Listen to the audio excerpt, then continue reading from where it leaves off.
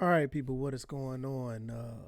Another episode of the VF Cast. Thank you guys for coming through and giving this a listen. If you haven't already, check out all the other content that is on this channel. Hopefully, you guys will check that out and hopefully, you enjoy the content. Today, it's going to be a pretty special episode. I'm going to be doing one about mothers. Today is Mother's Day, and uh, the time of this recording is Mother's Day, and I wanted to celebrate my mom and wanted to let everybody know that I think she's one of the, if not the most greatest woman in the world. I mean, I know we all have our flaws, we all have our differences, and nobody is perfect, but I think this woman is absolutely perfect to me. And like I said, today we're going to talk about my mom and let everybody know that my mom was a gamer. A lot of people don't realize that, because I don't talk about it as much, but I get my gaming roots from her, and she always was competitive in gaming. The times when I was growing up, she always been into gaming, and that's basically, like I said, that's where I get my roots from, and those times that me and her, we always used to game together and used to do so much as far as gaming across so many platforms up until, maybe like the late N64, early PlayStation 1, around that time.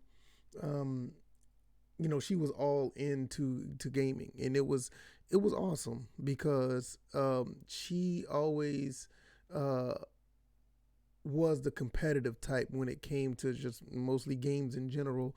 But when it came to video games, she always was, very curious about games and wanted to learn about them and play them and actually win at games. And me as a child, I never thought it was I just never thought it was any thing weird enough. I thought all parents gamed because I mean this was ever since back when I was 4, 5, 6 years old. My mom used to play the Atari 2600, and we moved over to the NES, and we just kept going and for the Super Nintendo and the N64. I told a lot of people before I'm a Nintendo kid. That's probably the reason why I end up being a Nintendo kid because of that in general.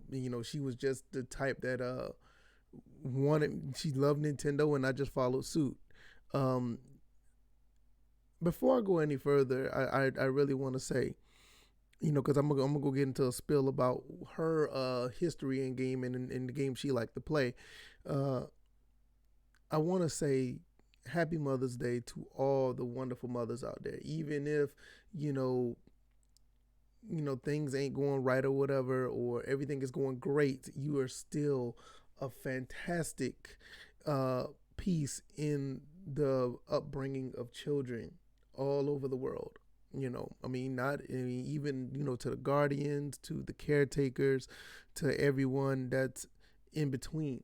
You know, uh, Actually, taking care of children and bringing them up to be productive people in life is very, very, very important. And sometimes it gets overlooked. Sometimes it's taken for granted, and it shouldn't just be a day to say that uh, you know we appreciate you, because we should appreciate you every day because it's so many things that you do, and sometimes that we know that you were super duper tired. Sometimes you're not feeling well, but our mothers continue to get up and do what they have to do.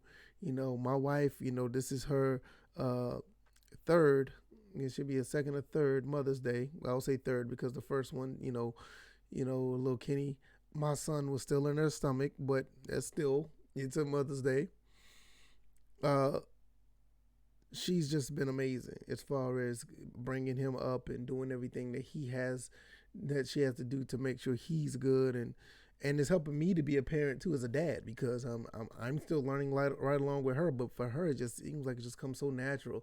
It's just another thing about mothers is like the role that they take is just so natural, and it just seems so easy, and it's like second nature for them to just be to take on that role and just do a phenomenal job.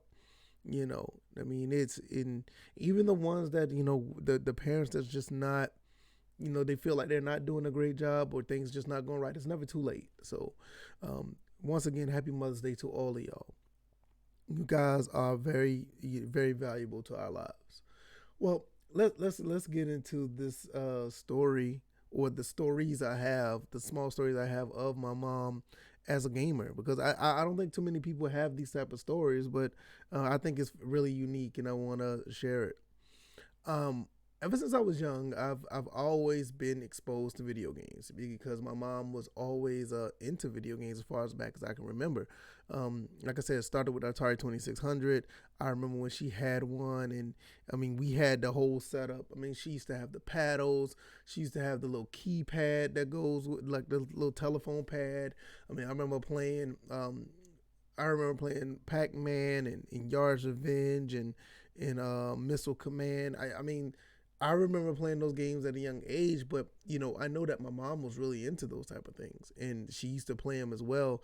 And I remember back then I didn't play much, but I used to watch her play a lot, and I just thought it was really interesting to see that she was really into games, and it got me interested as I was growing up, and that's when I just went all in and just followed her footsteps into playing video games, and there were times that she would try to show me how to do certain things and show me how to play Pac-Man and show me what to do with Missile Command, because a lot of people, Missile Command, it to this day is a really fun game, and it's a very old game, but it's very fun once you learn what to do with that game. I highly recommend just giving it a look and just see what's there, because um, it can be a really challenging game if you really really get into it. And I think I think it was Breakout is another game where you play with the paddles. Those games. It got me started into gaming, and she the one that really pushed me into learning about them. Then we jump over to the NES, and the NES was where, I mean, it was just all about Mario back then. Mario 1, 2, and 3, and she wasn't really. I don't think she was really into the third Mario, or it was the second one, but I know she was into the first one, and she used to always coach me on how to play the games and learn how to beat the games and just show me what to do. Because I mean, you gotta understand, back then I was maybe 4 or 5 at the time. I mean, the game came out in '85. I was 3, and when I actually started playing them, I was around 5 years old. So I didn't know everything. I was just learning. But she would coach me into, hey, look, you need to jump on this. It's okay to run past that. Go through, I mean, I was learning those, and once I got the hang of it, I pretty much got, I ended up completing Super Mario Brothers 1. Super Mario Brothers 2. By then, I was much more better at the games, but I remember watching her play, and I can't remember if she completed the game or not, but I know I did. But I know my mom got very far in it, and she was I learned about the zones through her, and learned how to get all the way to 7-2, watching her and all this other stuff. It was just um it was great, just watching her play and learning from her, and it was pretty cool. But Mario 3, I don't think she played too much of Super Mario Bros. 3. I played more of that than anything, and I remember her watching me play that, and it took me a while to complete Mario 3, but when I did, it was one of the biggest moments that I had in gaming. But as far as my mom go, it wasn't really a thing for her to play Mario 3. The Super Nintendo, when that took off, I continued to stay with Mario. I played Super Mario World. She played a little bit of that, but the game that she liked the most, she played a few games here and there, but one game I vividly remember her playing was Final Fantasy 3. She loved Final Fantasy 3. I'm not a fan of Final Fantasy 3, but she loved. I think she completed that game, putting in maybe 300 hours in that game. I remember the times I couldn't even get on the game because she was playing Final Fantasy 3. It was it was ridiculous how much she used to love that game. I mean, she created her characters, she went all the way in, and I would just sit back and watch. And I never understood the turn based RPGs. So I would just sit there and watch, like, why is everybody standing in one place? Because I never was really into RPGs until like later. Like I didn't get into like RPGs until like, you know, maybe 5, maybe 10 years ago. But I mean, you're talking about back in 1994, and my mom was like loving this game, and I used to sit and watch. I just never got into it because my thing was I used to play. I mean, when Super Nintendo came, I mean that's when I really started to take off in gaming. I mean, the NES was there, but I mean, I remember playing, you know, like the NES class, you know, Ninja Gaiden and RC Pro Am. I mean, those are cool, but and I really played a lot of them. But the Super Nintendo was like my console, and so while she played Final Fantasy 3, I was jumping over to play. Hold on one second. I was jumping over to play, you know, Mega Man X. I was playing Street Fighter. I was playing Mortal Kombat 2. I was playing what was the other games? I mean, I played so many other games for Super Castlevania 4. I mean, the game list goes on and on. All the games I used to play on the Super NES, but you know, Final Fantasy 3 and was her game. And I mean, we're going to talk about Zelda: Link to the Past in a second. And but that was another game I used to play. But she was on Final Fantasy 3 so much, and I vividly remember all the time she used to put in, and I used to sit on the couch and just watch. It's like that was one of my original that was like the beginning of me watching let's plays and like watching a live stream or something. I mean, cause I would just sit there for hours and watch her play when she had the time to play. And I just thought it was very I just thought it was very fun to watch, even though I didn't know what was going on. Another game she used to play was Zelda: Link to the Past, and I recently streamed this game not too long ago on my Twitch channel. I got halfway through the game. I need to finish the other half of the game, but I knew how to get around that game because I used to watch her play it. You know, I mean, she was really she was really good at the game, and I learned from her because I mean, back then we didn't have any secrets or any, you know, we didn't have any god books or anything. She learned all of this stuff in the game on her own, and I learned the stuff from watching her. Or we will literally learn the game playing together. Like, okay, I'll take a turn to play, she'll take a turn to play, and we'll learn like all the secrets, where you know the caves are, how to get to the dark world. We learned all that stuff by playing together, getting all the pendants, and you know, a lot of people watch me play that game now. Like I'll play it on stream, and people are like, man, you know how to get everywhere, you don't have a problem with. Yeah, because me and my mom used to play this game like crazy, you know. So this game was really important in our it was really important in our gaming careers, or you know, gaming hobby, because it was very fun to watch and play and really have a, you know, good time.